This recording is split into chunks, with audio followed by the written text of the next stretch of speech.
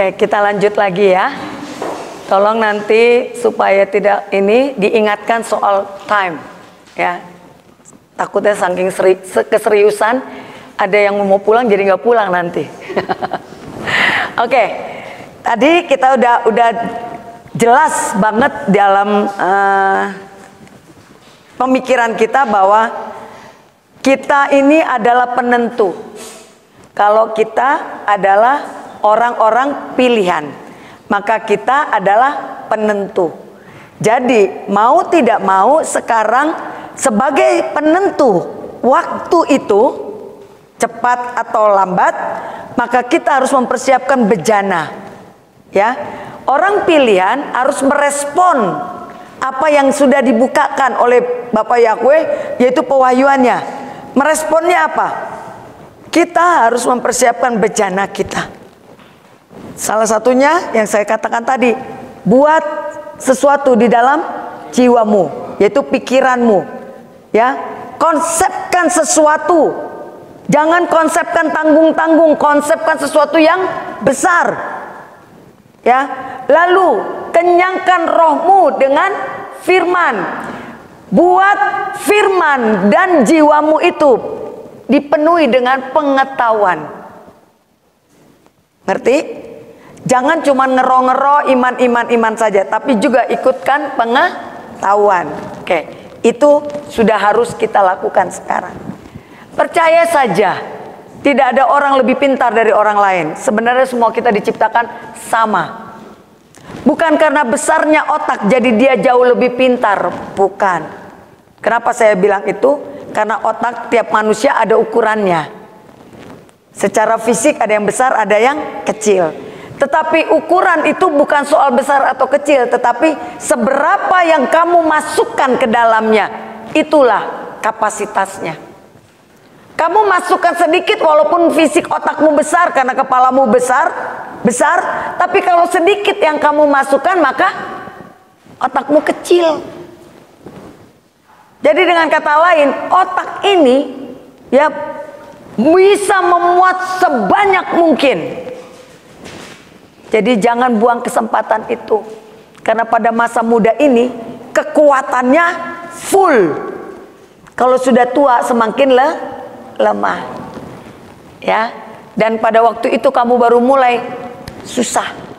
Tapi sekarang saraf-saraf di otakmu itu penuh dengan kekuatan. Apa saja yang kamu masukkan, dia bisa menerimanya. Jadi manfaatkan waktumu.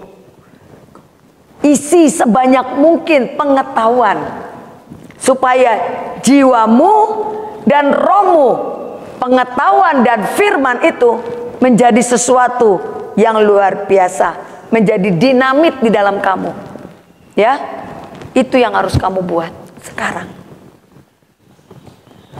Kita punya jaminan untuk bisa mendapati itu. Apa jaminannya? Roh Kudus. Ya, di Babel sudah dikatakan manusia bersatu lalu mereka berpikir mereka akan melakukan apa saja. Betul, karena ada firman berkata mulai hari ini manusia bisa. Di Babel Tuhan ngomong apa? Melakukan apa saja. Tapi kenyataannya apa dulu udah ada jet pesawat? Apa dulu sudah tersingkap tentang Roh Kudus? Apa dulu sudah tersingkap segala sesuatunya? Kenyataannya belum tuh. Tetapi Elohim sudah bernubuat bahwa manusia pada waktunya akan bisa melakukan apa saja, termasuk menciptakan. Kalian tahu manusia sekarang wanita bisa melahirkan tanpa berhubungan suami istri. Padahal dulu ada terpikir, enggak. Dengan kata lain, ya, gambaran tentang Yeshua bukan dari hasil persetubuhan. Hari ini banyak wanita bisa hamil tanpa bersetubuh. Tapi bedanya, kalau sana lewat roh, yang sini lewat teknologi. Nangkep nggak?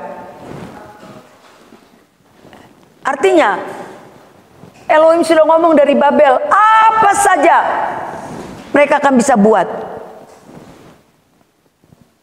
Dan manifestasi itu sekarang.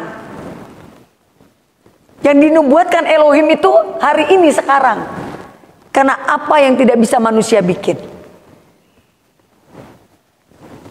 Hujan, manusia bisa bikin hujan sekarang. Bikin gelombang di laut yang dulu tidak bisa manusia buat.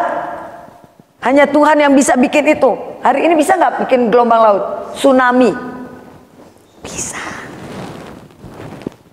Dulu orang nggak bisa naik ke langit. Hari ini bisa. Ya. Apa saja bisa manusia buat.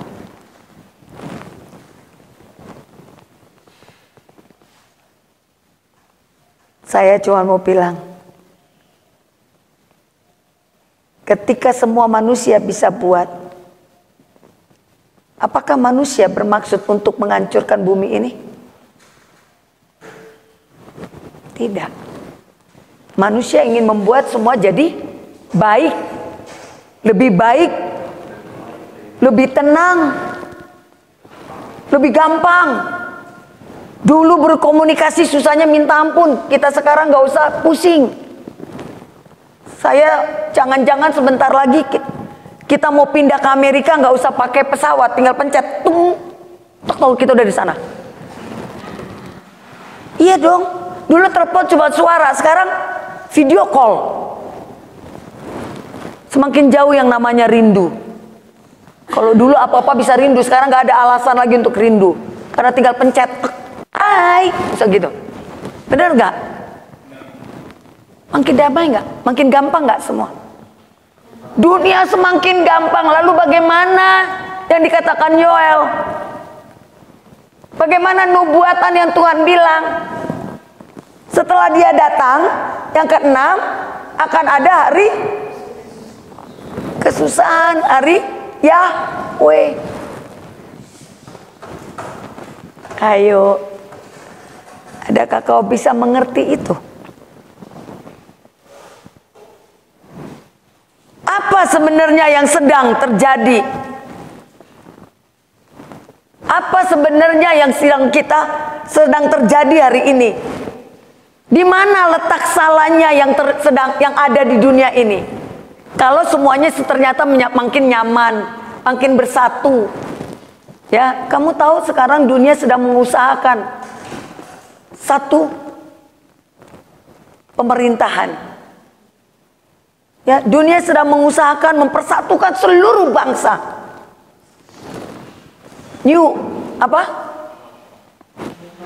Satu dunia, satu pemerintahan. Semua sekarang dunia sedang mengusahakan. Ya, gerakan gelombang dikontrol oleh satu sistem.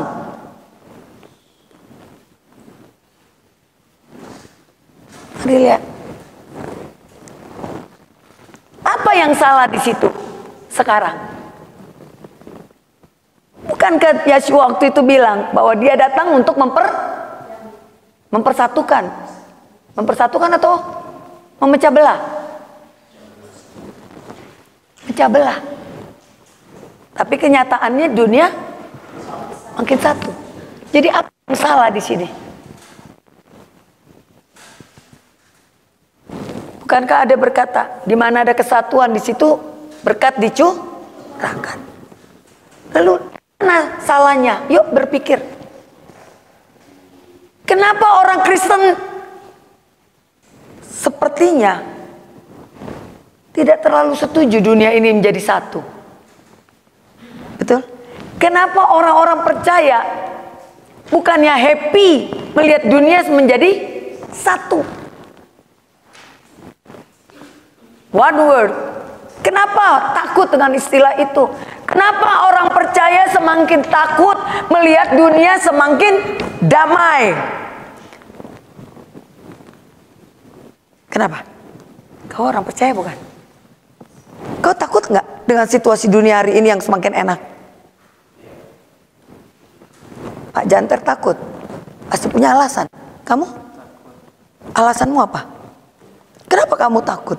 Bukankah manusia mencari hidup itu sejahtera, nyaman, tenang, enak? Kenapa? Kenapa kamu takut? Kenapa sebagian manusia di dunia ada yang setuju, ada yang tidak setuju, bahkan takut? Kenapa? Apa yang membuat kamu takut? One word, satu, controlling. Kenapa? Nubuatannya akan datang harinya Yahweh. Berarti kesusahan. Ternyata dunia semakin jauh dari yang namanya susah. Semua serba mudah. Teknologi semakin canggih. Ya. Termasuk PCR kita yang semua pada menghindar. Kenapa? Kenapa? Apa alasannya? Pak Janter boleh tahu? Apa yang membuat Pak Janter bilang takut? Kenapa takut? Betul. Karena akan menjadi satu sistem. Sudah pasti kan itu sejahtera dong. Gak ada lagi persaingan. Satu kontrol, satu keyakinan, satu Tuhan. Apa yang membuat alasan kita takut sebagai orang percaya? Apa? Yuk, belajar berpikir. Apa yang membuat kau takut? Bukankah itu kalau semua satu tidak ada perbedaan? Bukankah kalau semua satu tidak ada pertikaian? Bukankah kalau semua satu tidak ada persaingan antar negara? Karena semua satu kontrol. Bukankah itu seperti gambaran sebuah kenyamanan? Bukankah satu sebuah gambaran kenyamanan? Tapi kenapa kita orang percaya takut? Apa alasan kita takut?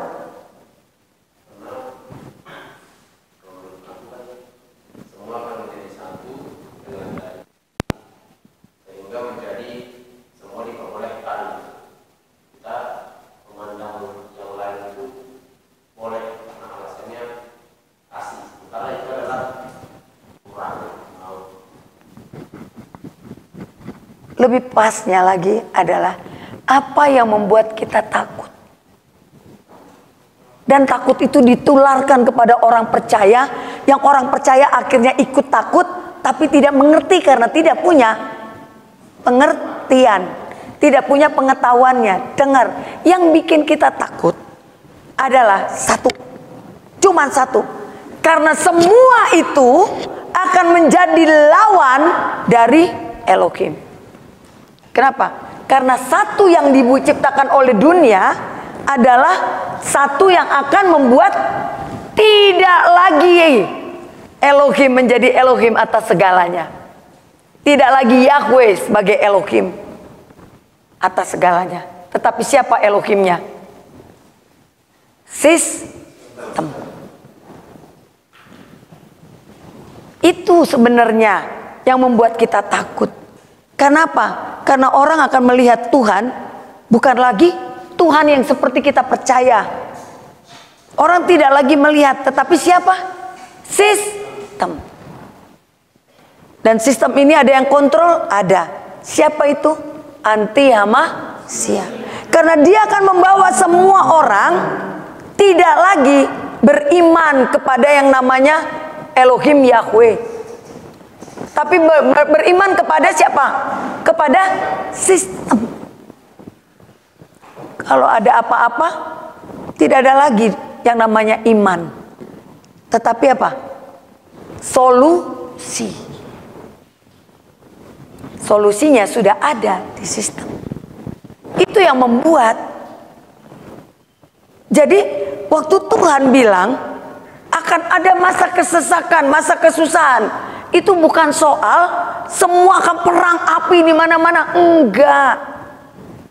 kau orang percaya makin sulit untuk menjalani imanmu, kepercayaanmu. Makin sulit. Dan ini akan terjadi seperti situasi pada zaman Daniel. Semua orang harus menyembah. Mereka akan menciptakan, inilah Elohim. Semua karena satu sistem harus ikut. Dan kamu yang tahu kebenaran, akan tersusah gak situasi itu? Itu yang sebenarnya membuat kita susah. Jadi nubuatan Elohim berkata, hari Yahweh akan tiba. Kesesakan bagi orang-orang percaya. Kita digiring untuk melihat Elohim dari gambaran yang lain. Kita digiring untuk melihat Elohim bukan Elohimnya Israel. Bukan lagi kita digiring untuk melihat, memakai meterai, bukan meterainya Yeshua, tapi meterai yang lain. Ya, stempelnya udah tahu ya. Enggak pakai stempel ini, enggak boleh belanja. Enggak pakai stempel yang mereka buat, tidak boleh bertukar belanja, bertukar beli. Enggak boleh. Semakin susah nggak buat kita? Itulah yang dibilang masa kesusahan. Tapi dunianya semakin nyaman, semakin gampang, semakin enak semuanya.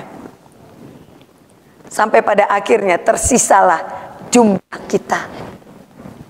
Akan ada banyak orang yang akhirnya menjual imannya demi kenyamanan itu. Statusnya Kristen, tetapi belum tentu dia beriman lagi kepada Yeshua adalah Elohim. Tapi dia percaya kepada anti Hamasnya.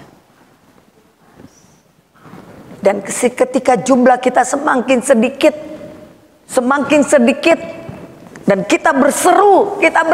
Kenapa semakin sesak? Kan biasa gitu kan. Kalau sesak nangis. Kalau nggak sesak, lupa dengan air mata toh. Kan gitu kan.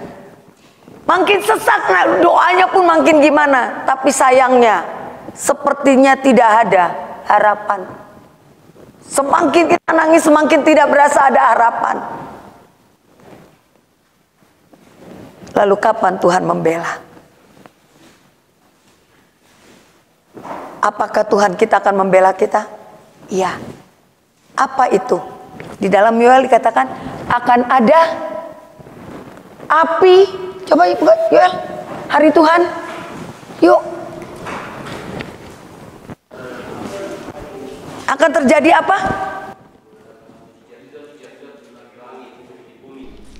Yoel 2 ayat 30. Aku akan mengadakan mujizat-mujizat di langit dan di bumi, darah dan api dan gumpalan-gumpalan asap. Matahari akan berubah menjadi gelap gulita dan bulan menjadi darah sebelum datangnya hari Yahweh yang hebat dan dahsyat itu. Dan barang siapa yang berseru kepada nama Yahweh akan diselamatkan. Sebab di Gunung Sion dan di Yerusalem akan ada keselamatan seperti yang telah difirmankan Yahweh. Dan setiap orang yang dipanggil Yahweh akan termasuk orang-orang yang terlepas. Haleluya. Itulah pengharapan kita. Kita yang tersisa, yang bertahan ini akan menggoncangkan hati Tuhan untuk bertindak. Dia akan buat di langit. Mana caranya api itu turun? Saya tidak tahu, tapi saya bisa berpikir. Di atas langit sekarang ini banyak satelit. Banyak tangan manusia di atas sana. Itulah sistem. Akan intervensi Tuhan sendiri yang turun. Tabrakan entah, mungkin barangkali ya, semua pada tabrakan. Hancur gak sistem di atas? Ya, kalian pikir tsunami di sana, tsunami di sini, Yang dibuat oleh manusia pakai caranya apa? Kan tembak ke atas, satelit. Tangkap ini, di sana sistem itu di porak-porandakan Bapak, maka akan jadi bola-bola api. Dan kamu akan lihat bagaimana Elohim memberi tanda kepada kita bahwa setelah itu pembelaan Tuhan akan datang. Kita akan melihat situasi yang tidak bisa dibuat oleh manusia, yaitu apa? Darah tadi dibilang apa?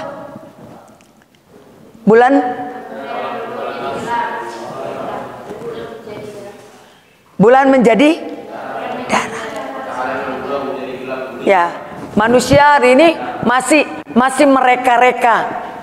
Blood moon, ya. Tapi blood moon yang sekarang kan bisa diterjemahkan dengan teknologi. Karena apa bisa begitu? Tetapi yang Tuhan mau bilang lebih dari apa yang disebut kita lihat blood moon. Jadi hari ini siapkan dirimu, ya. Dunia hari ini tidak bisa kita tahan. Mereka akan terus memperlihatkan dirinya, eksistensinya, bahwa nubuatan Tuhan apa saja mulai hari ini manusia bisa buat. Dan itu betul. Hari ini apa saja manusia bisa buat. Sebentar lagi manusia bisa buat apa yang lama udah mati dihidupin lagi. Bisa buat. Jadi kita nggak bisa kaget. Benar perkataan di dalam siapa yang dikatakan di kolong langit? Pengkhotbah. Sebenarnya segala sesuatu yang di kolong langit ini tidak ada yang baru. Semua sudah ada. Di mana sumber semua sudah ada itu? Yaitu perkataan Elohim ketika ada di Menara Babel. Apa saja semua bisa dibuat. Karena perkataan itu. Jadi pengkhotbah bilang tidak ada yang baru di kolong langit ini karena sudah dinubuatkan. Hari ini itulah yang akan menjadi musuh dalam selimut bagi Elohim. Ya. Sistem itu adalah pengetahuan. Dari siapa pengetahuan itu? Bukankah dari Elohim? Sekarang pengetahuan itu menjadi bumerang enggak? Ya, karena membawa kita tidak lagi mengandalkan Elohim, tapi mengandalkan pengetahuan sistem itu. Jadi secara tidak langsung kita mau bilang apa? Musuh dalam selimut. Tapi itu harus terjadi. Karena hanya begitu caranya. Jadi jangan berpikir bahwa iblis, setan itu adalah makhluk yang seram. Tapi dia akan muncul dalam bentuk sistem. Orang tidak perlu berdoa lagi minta anak. Orang tidak perlu lagi berdoa supaya sehat. Orang tidak usah berdoa lagi nanti untuk panjang umurnya. Kenapa? Karena ada sistem, ada obat ini, ada ramuan ini, ada itu, ada ono. Manusia menjadi Tuhan. Betul? Dan pada waktu manusia menjadi Tuhan, maka manusia menjadi anti Christ, anti Hamasia. Sebab yang Tuhan adalah hanya Bapa Yahweh, Yeshua Hamasia, meterainya. Nangkep di sini. Lalu bagaimana? Bagaimana kita sekarang? Dengar baik, ada firman berkata, berbahagialah mereka yang mati. Mati dalam Yahweh, dan yang lebih dulu mati. So, mati kita sekarang. Karena ada ayatnya, berbahagialah mereka yang mati lebih dulu. Karena mereka nggak ngalamin semuanya masa kesesakan di mana imannya tidak bisa berjalan, ditekan terus. Jadi ayat itu harus dimengerti seperti itu. Kenapa ayat itu keluar? Berbahagialah mereka yang mati lebih dulu. Berbahagialah para nabi. Mereka melihat secara penglihatan, mereka bernubuat, tapi mereka mati lebih dulu. Berbahagialah para nabi karena mereka tidak mengalami. Dan kita yang lahir hari ini harus berbahagia juga. Kenapa? Karena kita menuntaskannya, menyelesaikan, melihat semua itu terjadi. Jadi bagian mana? Yang mati lebih dulu atau yang masih hidup? Walaupun harus mengalami kesesakan, kita tetap berbahagia. Kenapa? Karena kita hidup di zaman melihat semua nubuatan itu digenapi. Dan yang luar biasa adalah kita hidup di zaman di mana disingkapkannya rahasia Elohim. Para nabi tahu tentang tanda kehadiran itu, tapi belum disingkapkan siapa dia. Tapi kita hari ini hidup, kita mendapati penyingkapannya. Amin. Mau mati sekarang? Saya bilang, Tuhan, saya belum mau mati sekarang. Jangan mau mati sekarang. Ya, jangan mau mati. Bilang, Tuhan, aku mau melihat semua itu seperti lagu kita kemarin. Aku mau di sana. Ya, aku mau masuk dalam bilangan yang tersisa sedikit itu. Ya, aku mau di sana. Jadi hari ini, inilah waktu-waktu kegentingan. Sekarang periode kegentingan di alam roh. Alam roh juga lagi ketakutan. Dia takut lahir orang-orang pilih. Tapi alam roh juga sekarang lagi menggeliat. Alam roh yang dari ruah Elohim lagi menggeliat, ingin mengerami banyak orang. Ingin mengurapi banyak orang menjadi orang pilihan. Jadi alam roh sekarang itu lagi heboh. Yang satu ketakutan, yang satu bergairah untuk mengurapi, membantu mereka. Sementara yang satu takut. Jangan sampai lahir banyak orang-orang pilihan. Yang satu saking takutnya kalau bisa orang pilihan pun diselewengkan.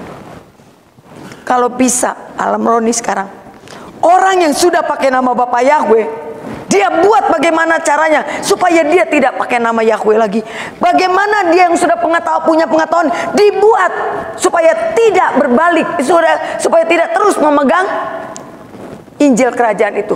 Diputar supaya dia berbalik ke masa yang lama. Itu alam roh. Matius 24 berkata, sekiranya bisa, ya, sekiranya bisa orang pilihan itu akan diselewengkan, diputar kembali supaya tidak menjadi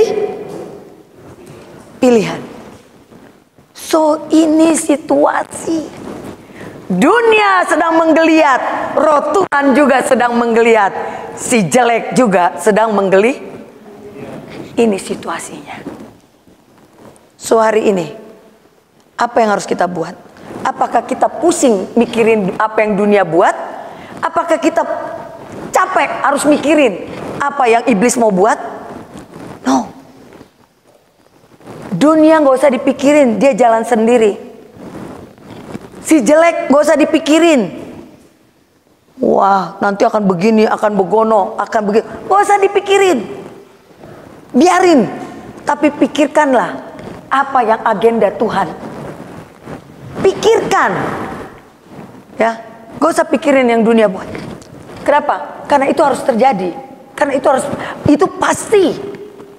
Jangan habiskan waktu hanya mikirkan abis ini COVID-nya apa, bentuknya apa, lalu nanti begini, begono, begini. Oke, capek kau, habis waktu memikirin itu. Datang lagi, kenapa? Karena itu pasti mereka buat. Apapun katanya, itu pasti mereka lakukan. Oke?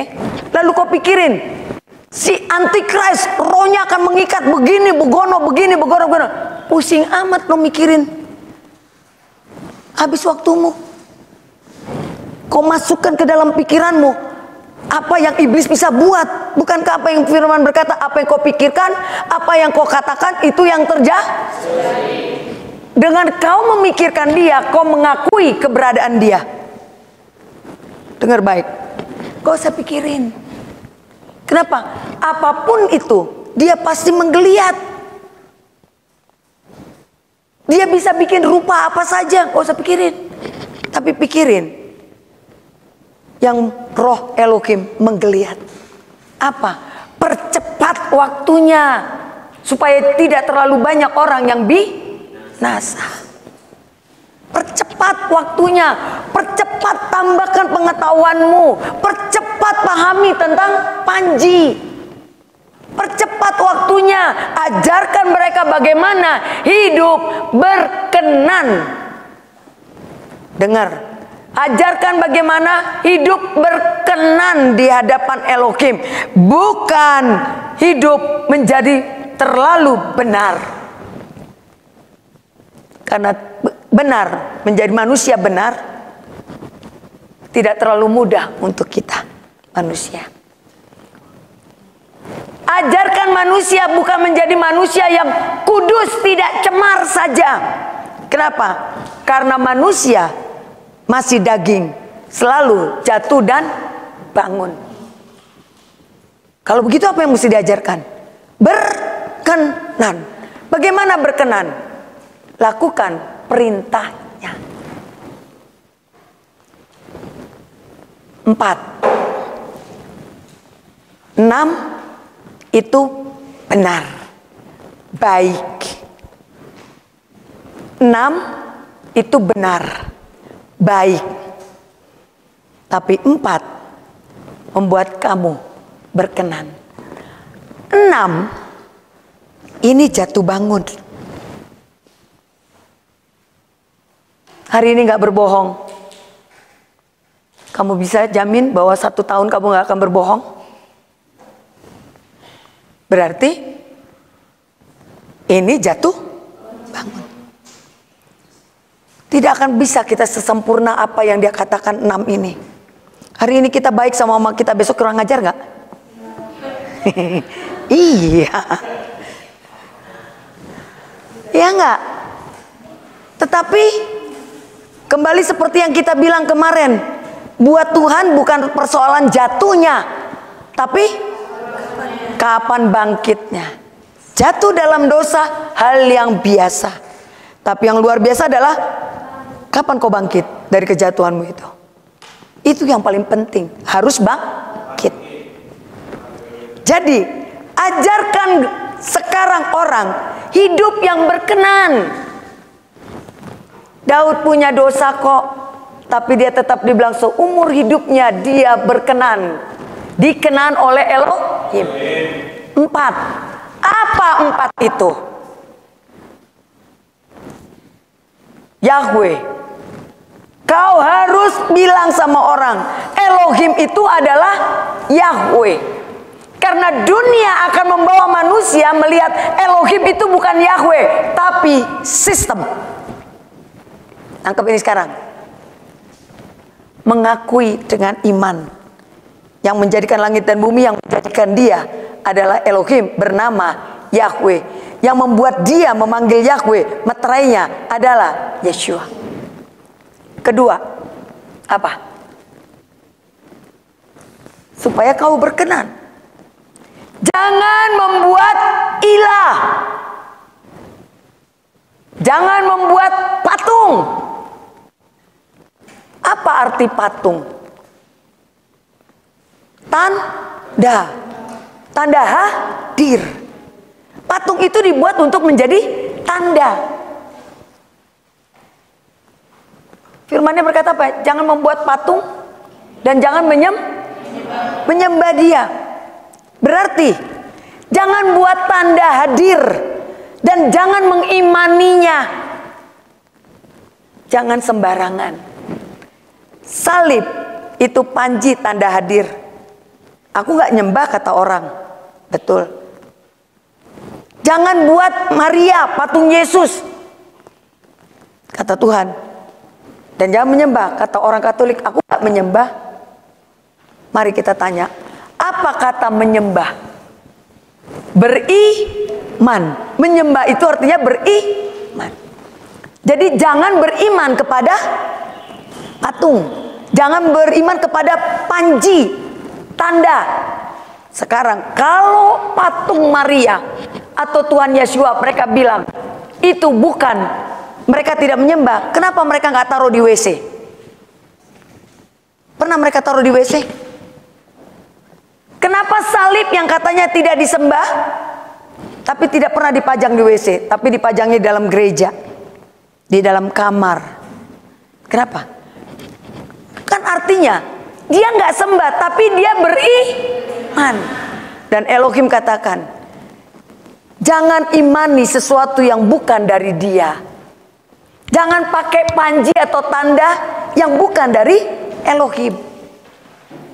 Kalau kau mau berkenan hidup, tandanya, panjimu harus kau ubah. Yeshua. Imanilah 7 api roh itu. Lalu yang ketiga apa?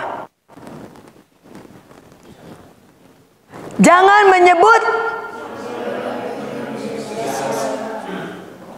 dengan sembarangan atau dengan sia-sia. Jadi boleh menyebut nggak? Boleh. Tapi jangan apa-apa dibuat main-main. Jangan sembarangan, hormati nama itu. Ya, jadi kita harus menyerukan nama itu. Yang keempat,